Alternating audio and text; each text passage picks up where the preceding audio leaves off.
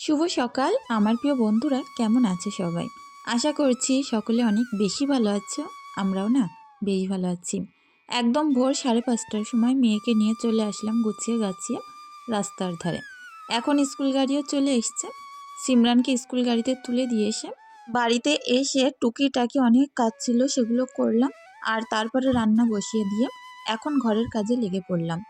আজ আমি তোমাদের সাথে শেয়ার করব ভোর 5:30 থেকে একদম রাত 12টা পর্যন্ত কিভাবে আমার সারা দিনটা কাটালাম সেটাই আর কি। অনেক বোনেরা সকাল থেকে রাত পর্যন্ত ব্লগ দেখতে চাও। আজকের ব্লগটা সামান্য একটু বড় হবে, তারপরে সকলের কাছে অনুরোধ রইল পাশে থাকার। নিজের কাজ নিজে গুছিয়ে করার মধ্যে যে কি মজা তোমাদের বলে বোঝাতে পারবো না। আর আজকে আমার ঘরটা পুরোপুরি অন্ধকার লাগতে পারে, কারণ রোদ্দুরটা সেইভাবে উঠেনি। একদম ভোর থেকে কাকভোর থেকেই কাজ শুরু করলাম। ওদিকে উনানে কিন্তু ভাত বসানো আছে, আর ভাতটা হয়ে গেলে ওই উনানে আমি একেবারে মাছ ঝোল টোলগুলো করে নেব। তো হাজব্যান্ড সকাল সকাল মাছ কিনে দিয়েছে, খেয়ে দিয়ে চলে যাবে। তার কারণে বললো সকাল সকাল রান্নাটা সারতে। দেখো, একদিক করতে গেলে কিন্তু আর একদিক হয় না। আর ঘরটাও নোংরা ফেলে রেখে কিভাবে রান্নার কাজটা সম্পূর্ণ করি, ওই কারণে ভাবলাম হাতে যেহেতু একটুখানি সময় আছে, তো ওদিকে ভাত হতে থাক, তার মধ্যে আমি ঘরটা গুছিয়ে নেব। ঘর গোছানো হয়ে গেলে বাচ্চাকুটা কমপ্লিট করে তারপরে আমি মাছের ঝোলটা বানাবো। তো মাছের ঝোল আর বাড়ির সবজি তুলে এনেছে, সেগুলোই করব। এখানে 3টে বেডশিট আমি আগের দিন কিনেছিলাম। তো এই একটা আছে ময়ূরকণ্ঠী, আর আরেকটা সবুজ, একটা সাদা, এই 3টে নিয়েছিলাম। আর আগেরটা তো একটা সাদা ছিলই। আর এই একটা নাইটি নিয়েছিলাম আগের দিন। তো ভাবলাম চলো তোমাদের সাথে একটু দেখিয়ে দিই। অনেক দিন ধরে বলতাম না কটা বেডশিট কিনবো, এইবার আমার আশাটা পূর্ণ হলো। 2-3টে একসঙ্গে নিতে পেরেছি। তো তার মধ্যে থেকে আজকে আমি একটা পেতে নিচ্ছি। আমাকে কাল এক বোন কমেন্ট করেছিলে, তুমি ওই ঘরের বেডশিটটা কেন চেঞ্জ করো না? তো সত্যি কথা বলতে ওই ঘরে সারাদিন দরজা লাগানো থাকে, আর একদমই ও ঘরের খাটটা ব্যবহার করে না। যার কারণে কিন্তু বেডশিটে সারাদিন না উঠলে কি হয়, একদম পরিষ্কার পরিচ্ছন্ন থাকে। আর রাতে যখন আমার মেয়ে ঘুমাতে যায়, ওর ওপর একটা হালকা বেডশিট পেতে নেয়। ওই কারণে কিন্তু তোলার দরকার পড়ে না। তারপরে সপ্তাহে একদিন করে আমি তুলে দিই। দেখো, বেডশিট কাচতে কিন্তু একটু তো সময়ের দরকার হয়, আর একটু কষ্ট হয় বলতে পারো। যার কারণে একসঙ্গে দুটো ঘরের বেডশিট আজ আর তুললাম না। আজ একটা তুলে পেতে দিলাম, আর কাল দেখি ওই ঘরটা তুলে আবার পেতে দেব। আর আমি যেদিনে তুলি সেই দিনে একেবারেই কাঁচা ধোয়াগুলো কমপ্লিট করে নিই। ওই যে তুলে রেখে দেব, কখন গিয়ে কাচবো 2-3 দিন বাদে, এটা আমার দ্বারা কখনোই হয় না। আজকে যেটা তুলবো কালকে সেটা একেবারে শুকিয়ে গুছিয়ে রেখে দেবো, এরকম একটা অবস্থা। তো যাই হোক, এর কারণেই হয়তো আমার এত বেশি কাজ থাকে যে আমি 2-4টে বাসন পড়তে পারি না, সাথে সাথেই মেজে নিই। আর অনেকে দেখেছি সারা দিনের বাসন এক জায়গায় করে পুরো গামলা উঁচু করে ফেলে, তারপরে গিয়েই মাজে। তো নতুন জামা বার করা ছিল আগের দিন, পরে একটা কোথায় গেছিলাম, তো হ্যাঁ ব্যাংকে গেছিলাম। তো সোয়েটার জামা সেগুলোকে এখন আমি শোকেজের মধ্যে গুছিয়ে নিচ্ছি। আমার ব্যাগের যে বেল্ট ছিল, এক পাশের বেল্টটা ছিঁড়ে গেছে, সেটাকে ঠিক করে রাখলাম। ওটা আমি পরে চেষ্টা করব সুই সুতো দিয়ে ঠিক করে নেওয়ার জন্য। আর এই জায়গাটা পুরোপুরি আমার জামা কাপড় আর জিনিসপত্রে ভরানো থাকে।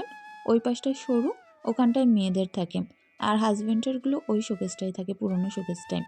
হাজব্যান্ডের জামা কাপড় আমাদের তুলনায় আমাদের 10 গুণ থাকলে হাজব্যান্ডের বলতে পারো 1 গুণ, এরকম একটা অবস্থা। আর তারগুলো পুরোপুরি একদম আলাদা করে রাখি, যাতে করে দরকারের সময় খুঁজতে না হয়। তো এখন ঘরটাকে গুছিয়ে নিয়ে ঝাড়ু দিয়ে পরিষ্কার পরিচ্ছন্ন করে নেব। তো ছোট্ট ঘর হলেও চেষ্টা করি সবসময় একদম টিপটপ করে রাখার জন্য। আরও যদি আমার ঘরে একটু জায়গা থাকতো, আরও 2-1টা ফার্নিচার নিতাম, যাতে করে পুরো ঘরটা সুন্দর দেখা যায়। জায়গা শর্টের কারণেই কিন্তু কিছুই নিতে পারি না। এই ঘরটা একটা শোকেজ আলনা নেব ভাবছি, কিন্তু কোথায় রাখবো সেইটাই বুঝতে পারছি না। নিচেই যতটুকু জায়গা আছে, গরমের সময় কিন্তু আমরা একটু শুতে পারি। কারণ দেখো, ফাঁকা জায়গা কিন্তু গরম যখন প্রচণ্ড পড়ে, ছাদ তো গরম হয়, আর খাটের ওপর টোপরগুলো গরম হয়ে যায়। মেঝেই যে কি শান্তি লাগে এই ঘরে, কি বলবো। এই ঘরটার পুরো ছাদের ওপরে সৃষ্টি গাছ আছে, যার কারণে ছায়া থাকে, আর মেঝে টেজেগুলো একদম ঠান্ডা থাকে। তো ওই কারণে মেঝেটা আমি বুক করতে চাচ্ছি না কোনো জিনিস এনে। দেখা যাক, কখনো যদি এই শোকেজ আলনা কিনি, তো সেটাকে আমার আবার ওই ঘরেই ব্যবস্থা করে নিতে হবে। তো এখন দেখো, সিমরানের ঘরটা গুছিয়ে নিচ্ছি। তো ছোট্ট ছোট্ট অনেক জিনিসপত্র এই ঘরে আছে, সেগুলোকেও রোজ আমাকে ঘর গোছানোর সাথে সাথে তুলে গুছিয়ে নিতে হয়। আর দেখো আমার মেয়ে এখানে একটা লেপ, একটা ব্ল্যাঙ্কেট আর একটা কাঁথা, তিনটে কিন্তু গায়ে দেয়। আর এই তক্তপোষটা মোটামুটি ছোটও না বড়ও না, ওর কিন্তু খুব সুন্দরভাবে হয়ে যায়। আর অনেকটা জায়গা কম লেগেছে এই তক্তপোষটার কারণে, যার কারণে এই ঘরটা একটু বেশি জায়গা পাওয়া যায়। এখন যেখানে যত জামাকাপড় ছিল, তারপরে আমার মেয়েদের সোয়েটার এটা ওটা ছিল, সেগুলোকে গুছিয়ে নিচ্ছি। আর কাল আমি বলেছিলাম বস্তি ঘর, তো এক বোন আমাকে বলেছিলেন নিজের ঘরকে বস্তি ঘর বলতে নেই। কি করব বলো, দেখো এত জামাকাপড় না একদম পুরো জমে ভার হয়ে থাকে সমস্ত জায়গা, দেখতেও খারাপ লাগে। আর সঙ্গে সঙ্গে গুছিয়ে রাখলেও একটা নিতে গেলে কিন্তু দুটো ঘোরাই। এই জায়গাটায় অনেক জামাকাপড় আমি বাক্সের ওপরে টাল করে ভাঁজ করে রেখেছি। আর এখন ঘরটাকে খুব সুন্দর করে পরিষ্কার করে ঝাড়ু দিয়ে নিই। নিজের মনের মতো করে একদম সকাল থেকে রাত পর্যন্ত এভাবেই কাজ করে চলি, আর যাতে করে একটু শান্তি পাওয়া যায়। দুপুরবেলার টাইমটা খাওয়া দাওয়া করে যে কি ভালো লাগে, ঘরবাড়ি পরিষ্কার পরিচ্ছন্ন থাকে, রান্না হয়ে যায়, স্নান হয়ে যায়, বাচ্চাদের খাওয়ানো ঘুম পাড়ানো সবটা কমপ্লিট হয়, তারপরে কিন্তু বিকালে গিয়ে নিজের জন্য একটু সময় পাওয়া যায়। অনেক সময় হয়তো বাচ্চারা ঘুমায় না, তো বিকালবেলা করে হাত ধরে রাস্তার দিকে নিয়ে যাই, 1 ঘন্টা 2 ঘন্টা একটু ঘুরিয়ে তারপরে বাড়িতে নিয়ে আসি। তো একই রকমভাবে পর্যায়ক্রমে রোজই চলে আসছে, গোল গোলভাবে আমরা সারা দিন একই জায়গায় ঠিক কিন্তু পৌঁছে যাই। সকালবেলা উঠে কাজ শুরু, দুপুরবেলা রান্না খাওয়া, তারপরে গিয়ে ঘুম, তারপরে তা নয় বাচ্চাদের নিয়ে ঘুরতে নিয়ে যাওয়া, এরকমভাবে বয়সটাও বাড়তে থাকছে। তো যাই হোক, দেখো আমার কুল গাছ থেকে এখন কুল পাড়তে আসলাম। আর এটা হচ্ছে বাউকুল, অনেক বড় বড় মোটা মোটা কুল হয়, পুরো গোল। তো এটা একদমই টক হয় না, তো একটু মিষ্টি টাইপের হয় কুলগুলো, অনেক ভালো লাগে। এখানে না একটা কুলও রাখতে দিচ্ছে না, তো বাড়িতে এত পরিমাণে ফল পাকুড় চুরি হয়, কিছুই আমরা পাই না। যদি মনে করো আমরা হয়েছে, তো কটা দিনের মধ্যে না পারতে পারলে একটাও পাবো না। নারকেলগুলো পর্যন্ত চুরি হচ্ছে, আর এই কুলের কথা তো বাদ দাও, এটা মোটেই পাওয়া যায় না। এই কটা মাত্র আর ভাগ্যে এসে দাঁড়িয়েছে, অনেক কুল হয়েছিল, ভাবছি এই জায়গাটা একটু ঢেকে দিয়ে রাখবো, তাহলে যদি দুটো পাওয়া যায়। সারাদিন বাড়িতেই থাকি, কিন্তু বড় বাড়ি যেহেতু সাইডে থাকে এই জায়গাটা, তো একটু চোখের আড়াল হলেই সব বাচ্চা কাচ্চা চুরি করে নিয়ে চলে যায়, কিছুই বলার নেই জানো তো। কাল ওখানটায় অনেক কুল হয়েছিল, আমার মেয়ে দেখে বলছিল মা আমাকে একটা পেড়ে দাও, তো আমার না সেরকম মনে ছিল না, পরে ভেবেছিলাম বিকালের দিকে পেড়ে দেব। আজ সকালে পাড়তে এসে দেখি একটা কুলও নেই, একদম পুরো ফাঁকা হয়ে গেছে। তো এরকমভাবেই কিন্তু অনেক জ্বালাতন সহ্য করতে হয়, কিছুই বলার নেই। তো যাই হোক, বাদ দাও ওসব কথা।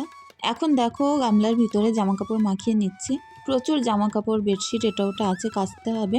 সকালের টাইমে রোদ্দুরও লাগছে, তবে রৌদ্রের কোনো রকম জোর নেই, একটু একটু হচ্ছে বন্ধ হচ্ছে, মনে হচ্ছে যেন বৃষ্টি হওয়ার আগে যেমন একটু রোদ্দুর হয়, একটু মেঘলা হয়, সেরকমই অবস্থা। তো পৌষ মাস কাটতে কাটতেই হয়তো মাঘ মাসটা আরও কটা দিন এরকম যাবে, তারপরে গিয়ে ওয়েদার আস্তে আস্তে ঠিক হবে। তো এখন এই বাসনগুলো নিয়ে মাজতে বসলাম, আজকেও মোটামুটি অনেকখানি বাসন আছে, এগুলোকে মাজা ধোয়া করে নেব।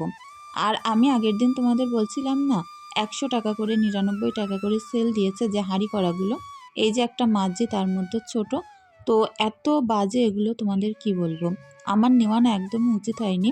ওই পয়সা দিয়ে যদি স্টিলের কোনো কিছু কিনতাম, তাহলেও হয়তো আমি মনেরে বুঝ দিতে পারতাম। তবে ওই হাঁড়ি কড়াগুলো আবার আরেকটা সুবিধা আছে, এই একটা সসপ্যান যেমন পুরো কালো হয়ে গেছে, এগুলো কি জানো তো, ইন্ডাকশনে খুব সুন্দর বসে। যাদের দেখা যায় ইন্ডাকশনে বসানোর হাঁড়িকুড়ি নেই, কিংবা স্টিলের হাঁড়িকুড়ি বসাও একদম কালো হয়ে যায় পুরে, তারা এই হাঁড়ি কড়াগুলো বসাতে পারো। তো এগুলো পড়ে না ইন্ডাকশনে দিলে। আর এটা যেহেতু একটু কালো টাইপের অ্যালুমিনিয়াম, আর এই পাত্রগুলো কিন্তু অনেক ভার ভার, যার কারণে কিন্তু ইন্ডাকশনে কোনো সবজি টবজি করলে ভাজা টাজা করলে পুড়ে যায় না। তো এই একটা সুবিধা আছে। আমার ইন্ডাকশনে রান্না করার হাঁড়ি কড়া তেমন ছিল না, একটাই ননস্টিকের আমার কড়া ছিল। তো আগের দিন আমার মা এসে চেয়ে নিয়ে গেছিলো রান্না করবে বলে। তো যাই হোক, এখন তো মোটেও ছিল না, আমার যখন গ্যাস শেষ হয়ে গেছিলো কটা দিন, রান্না করব কিসে ভেবে উঠতে পারছিলাম না, কারণ স্টিলের পাত্র বসানোর সাথে সাথে একদম ধারটারগুলো কালো হয়ে যেত, আর দেখতে কি বাজে লাগে। সেগুলো কিন্তু পরে আর সবজি টবজি ঢাললেও দেখতে অত ভালো লাগে না। তো তারপর আমি ভাবছিলাম যে এই হাঁড়ি কড়াগুলো একবার বসিয়ে দেখব, তো দেখি এত সুন্দর হচ্ছে ওতে রান্না টান্নাগুলো, তোমাদের বলে বোঝাতে পারবো না।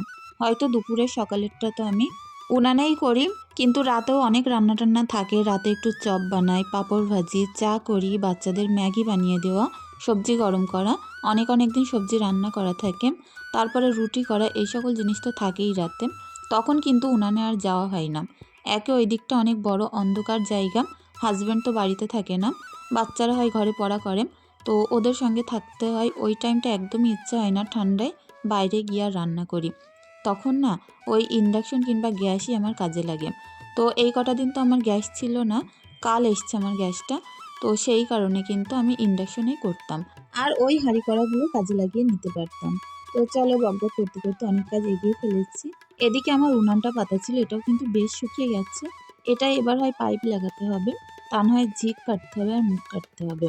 তো যাই হোক, দেখো এদিকে সুন্দর করে উনানটা শুকাতে দিয়ে আমি এদিকে সমস্ত উঠোনটা পরিষ্কার পরিচ্ছন্ন করে নিচ্ছি। এত জোরে হাওয়া বইছে, ঠান্ডাটা কম আছে কিন্তু হাওয়ার জন্য ঠান্ডা লাগছে। তো এই দিকটা প্রচুর নোংরা হয়, সৃষ্টি গাছে পাতা পড়ে পড়ে। প্রত্যেক দিন আমাকে ঝাড়ু দিতে হয়, তা নয় দেখতে খুব বাজে লাগে। আর ওই পাশটায় তো আমার মুরগির বড় ফার্ম আছে, ওর সামনেটাও একটু পরিষ্কার করে নিলাম। আর এই মাথাটা আছে ঝাড়ু দিতে। বড় উঠোন ঝাড়ু দিতে লাগলে একটু সময় লাগে, তবে রোজ যদি ঝাড়ু দেওয়া যায় তাহলে কিন্তু অতটাও নোংরা হয় না, আর অনেক তাড়াতাড়ি পরিষ্কার করে নিতে পারি। কিন্তু এটা যদি ৩-৪ দিন বাদে ঝাড়ু দিতে যাই, তখন বোঝা যায় যে কী পরিমাণে নোংরা এই উঠোনটা হয়। বাড়িতে অনেক লোকজন আসে, দেখতে বাজে লাগবে, ওই কারণে আমি সকাল সকাল এই কাজগুলো করে ফেলি, যাতে করে মানুষজন দেখে খারাপ না বলতে পারে। দেখো নিজের ভালো কিন্তু নিজের কাছে। আমি সবসময় মনে করি ঘরবাড়ি নিজেকে পরিপাটি রাখা অনেক বেশি দরকার। আর এগুলো স্বাস্থ্যের পক্ষে যেমন ভালো, নিজের মনের একটা আলাদা রকম শান্তি শক্তি যোগায়, যাতে করে কাজে প্রচুর এনার্জি পাওয়া যায়। তো এই যে উনানের আশপাশটাও ঝাড়ু দিয়ে নিলাম। আর আমার বাড়িতে যেহেতু ৬ মাস পানি উঠে থাকে প্রায়, ওই কারণে পানির সঙ্গে যা যা মোট কথা প্লাস্টিক ভেসে আসে, যখন এই পানিগুলো শুকিয়ে যায় কাদায় পুঁতে যায়। আর উঠোনে এরকম বাজে অবস্থা হয়ে যায়। দেখো কাঁচা জামাকাপড়গুলো নিয়ে চলে আসলাম ছাদের উপরে মেলতে। বড়গুলো দড়িতে দেব।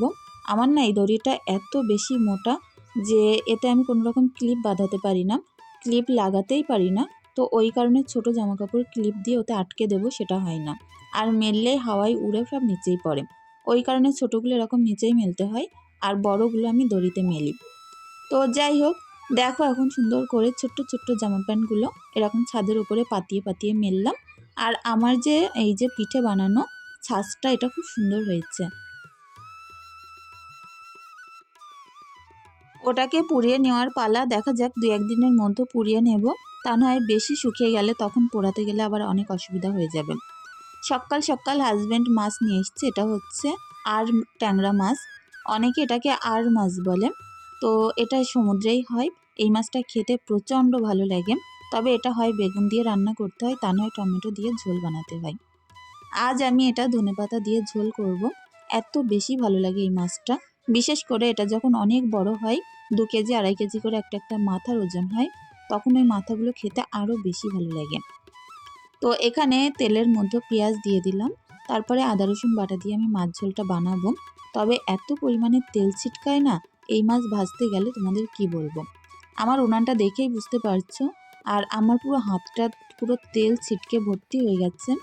আগের দিন এক বোন কমেন্ট করেছিলে যে তোমার ওই হাতটায় কি হয়েছে, তো অনেকটাই খারাপ দেখা যাচ্ছে। আমার ওই হাতটা আগের দিন পুরো গরম পানি উল্টে পড়েছিল, একটা হাতের পুরো আঙুল বের দিয়ে পুড়ে গেছিল, প্রচণ্ড জ্বালা যন্ত্রণা সহ্য করেছি। তারপরে আস্তে আস্তে যখন ছালটা শুকিয়ে ওঠা ধরেছে, এখন গিয়ে একটু স্বস্তি পাচ্ছি। তবে দেখতে বাজে হয়ে গেছে হাতটা, তারপরেও কিন্তু অনেকটাই শান্তি হয়েছে যে জ্বালা যন্ত্রণাটা আর হচ্ছে না। জানো তো চামড়া পোড়া যন্ত্রণা যে কী যন্ত্রণা, একদম সাংঘাতিক যন্ত্রণা।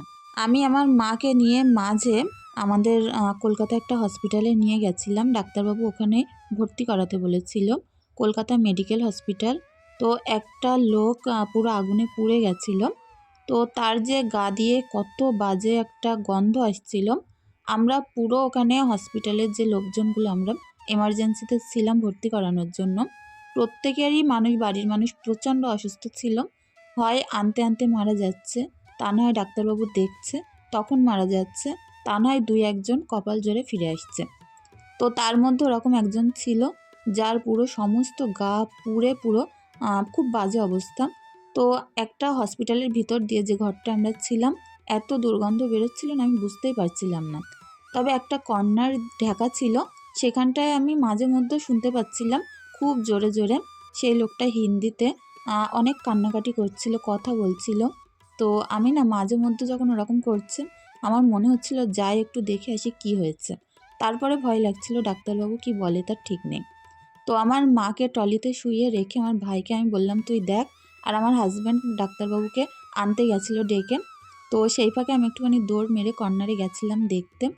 তো তোমাদের কি বলবো, দু চোখে দেখা যায় না এরকম মানুষ, আর তার যে আজাব যে কষ্ট সেটা দেখে আমি ওখানে যে আমার অবস্থা পুরো খারাপ হয়ে গেছিলো। এত বাজে দুর্গন্ধ গা দিয়ে বার হচ্ছিল, চামড়া পোড়া গন্ধ। তার থেকে বেশি যে মানুষটা কষ্ট পাচ্ছিল তোমাদেরকে আমি বলে বোঝাতে পারবো না। আমার পুরো বুকের ভিতরটা ছিট করে উঠলো, আর এত একটা বুকের ভিতরে কষ্ট হচ্ছিল আমি ওখানে দাঁড়িয়েই থাকতে পারছিলাম না। পুরো অঝরে আমার কান্না আসছিল লোকের কান্নাটা দেখে। তো অনেক বউরা আমাকে বকাবকি করছিল, বলছিল এখানে আসলে কেন, আমরা তাই আসছি না। কিন্তু কি জানো তো, ওরকম মানুষ দেখলে ইচ্ছে হয় যে একটুখানি দেখে আসি। তো যাই হোক, এই একটা আমার জীবনে অনেক বড় একটা ঘটনা, যেটা আমি নিজের চোখে দেখেছিলাম। এখনও পর্যন্ত সেটাকে আমি ভুলতে পারি না। আর ওই মানুষটার কষ্ট অনুভব করতে গেলে মনে হয় যে জীবন বেরিয়ে আসে। তো চলো, এখন অনেকটাই বকবক করতে করতে সকালে রান্না টান্না শেষ করলাম। সিম চচ্চড়ি করেছিলাম, মাছের ঝোল বানিয়েছিলাম। হাজব্যান্ড এদিকে একটুখানি নারকেল ভেঙে দিয়েছে। আর আজকে বানাবো আমি পিঠে। তো সন্ধ্যাবেলায় পিঠে বানাবো। একদম পুরো আজকে অনেক রাত হয়ে গেছিলো এসব করতে করতে আমার। তো এই যে নারকেলগুলো এগুলোকে কুড়ে নেব, আর চালের গুঁড়োগুলো আমি সব মিক্সিতেই করেছি। চালটা ভিজিয়ে রেখেছিলাম সকাল সকাল, আর এখন এই যে গুঁড়োগুলো দেখো সব টুকে নিচ্ছি। তো এই গুঁড়োগুলো টুকে আবার যেগুলো মোটা মোটা হবে সেগুলো আবার মিক্সিং জারে দিয়ে গুঁড়ো করে নেব। তো যাই হোক, একটু দলা দলা হচ্ছিল কারণ পানিটা আমি আগে থাকতে ঝরিয়ে নেইনি, যার কারণে অনেকটাই দলা দলা। আর এই যে গুঁড়োগুলো একটু বেশি ভিজেছিল। তো এখন সুন্দর করে ছড়িয়ে ছড়িয়ে এগুলো হালকা পাখার হাওয়ার তলায় দিয়ে রাখবো। ফ্যান ছেড়ে দিয়ে রাখলে আস্তে আস্তে সুন্দর ওগুলো একটু শুকিয়ে যাবে। যদি বেশি রোদ্দুর থাকতো বাইরে তাহলে রোদ্দুরে দিতাম। এখন যেহেতু বিকালের টাইম, রোদ্দুরটা কিন্তু আস্তে আস্তে একদম চলে যাচ্ছে। আর দেখা হচ্ছে তোমাদের সঙ্গে এখন ঠিক 7:30টার সময়। তো এখন এই যে পিঠেগুলো বানাতে বসবো, কখন হবে তার ঠিক নেই। কারণ পিঠে বানানোর একটা অভ্যাস কিংবা একটা সেরকম দক্ষতা মানুষ না হলে কিন্তু হয় না। আমাদের বাড়িতে কোনো বয়স্ক মানুষ নেই যে এই সকল কাজগুলো বুঝিয়ে দেবে, করবে কিংবা দেখিয়ে দেবে। সবটাই নিজের হাতে করা। তো হয়তো 7:30 কি 8টা এরকম বেজে গেছিলো। কারণ এই গোলাগুলো গুলতে, এটা ওটা করতে, তারপরে এই পিঠেগুলো বানাতে অনেকখানি সময় লেগে গেছিলো আমাকে। এগুলো নারকেলের পুর ভরা পিঠে। তো এগুলোকে আমি গরম তেলে সুন্দর করে ভাজা করে নিচ্ছি। আর এগুলো করতে করতে আজ আমার প্রায় রাত 12টা বেজে গেছিলো। দেখো, মেয়েদের পড়ানো টড়ানো থাকে, সব কিছু করে কমপ্লিট করে উনুন পাড়ে আসতে এটা ওটা করতে কিন্তু অনেক লেট হয়ে গেছে। আর রাতের পুরো অন্ধকারে বসে বসে এখানে আমি পিঠে ভাজছি। হাজব্যান্ডও বাড়িতে ছিল না, বলছিল যে তুমি পিঠেগুলো বানিয়ে রাখো, তাহলে কাল যখন বাসি হবে সকালবেলা খেতে পারবো। তো বলল যখন, কি করে কথাটা ফেলি বলো। এই রাতে আমি এখন শীতের ভিতরে পিঠে বানাতে চলে আসলাম। আর আজ কিন্তু রাতে প্রচণ্ড ঠান্ডা পড়ছিল। আর আমার এই রান্নাঘরটা যেহেতু পুরো ফাঁকা জায়গায়, অনেক ঠান্ডা লাগছিল জানো তো। ইসলামিক ক্লিপ প্রোফাইল থেকে বোন ফার্স্ট কমেন্ট করেছিলে কাল আমাকে, বোনকে জানাই অনেক অনেক আন্তরিক ভালোবাসা। আরিয়ান পারভেজ প্রোফাইল থেকে বোনকেও জানাই অনেক ভালোবাসা, এতটা ভালোবাসা দেওয়ার জন্য। সিম্পল লাইফ উইথ দিয়া বোন বলেছ, দিদি তোমার বাড়ি কোথায়? আমার বাড়ি হচ্ছে বসিরহাটের হাসনাবাদে। অনিমা ইসলাম আখি বোনকেও জানাই অনেক অনেক ভালোবাসা। ওই কড়াটার মধ্যে পিঠেগুলো ভাজতেই পারছিলাম না, এত জোরে আগুন জ্বলছে আর পিঠেগুলো পুড়ে যাচ্ছিল, তাই কড়াটা নামিয়ে রাখলাম। আর দেখো, এখন রসের পিঠে বানাবো বলে খোলা মুচি ভর্তি করে এই যে চালের গুঁড়ো আর নারকেল দেওয়া একটা মিশ্রণ বানানো, সেটাই দিলাম। তো এটা দেওয়ার সঙ্গে সঙ্গে একদম এই খোলামুচিটা ভেঙে চৌচির হয়ে গেছিলো। ওটাতে আর হলো না, ওটা সাইড করে রাখলাম। এখন এই যে এই কড়ার মধ্যেই আমি খোলামুচি পিঠেগুলো একটা একটা করে ভেজে নেব। কারণ কি জানো তো, এখন আমাকে খোলা কিনতে যাওয়া সম্ভব না। এখন প্রায় রাত 10:30 বেজে গেছে, কোথায় পাবো বলো। কড়ার মধ্যেই বানাবো। আর মিশ্রণগুলো যদি ফ্রিজে রেখে দিই পিঠে কিন্তু অতও ভালো হবে না। তো এই কড়াটার মধ্যেও অনেক সুন্দর হচ্ছিল। তো সকালবেলা বানিয়েছিলাম এই একটা পিঠে। এটা হচ্ছে পুরো কেকের মতো। বেকিং পাউডার, চালের গুঁড়ো আর নারকেল একসঙ্গে মিশিয়ে সুন্দর করে ঢাকা দিয়ে রেখেছিলাম। তো একটুখানি হিটে রাখার পর এরকম পুরো সুন্দর উঠে গেছে। তো চালের গুঁড়ো দিয়ে এত সুন্দর কেক পিঠে বানানো যায়, আমি নিজেও অবাক। তো চলো বন্ধুরা, আজকের ভিডিওটি এখানেই শেষ করছি।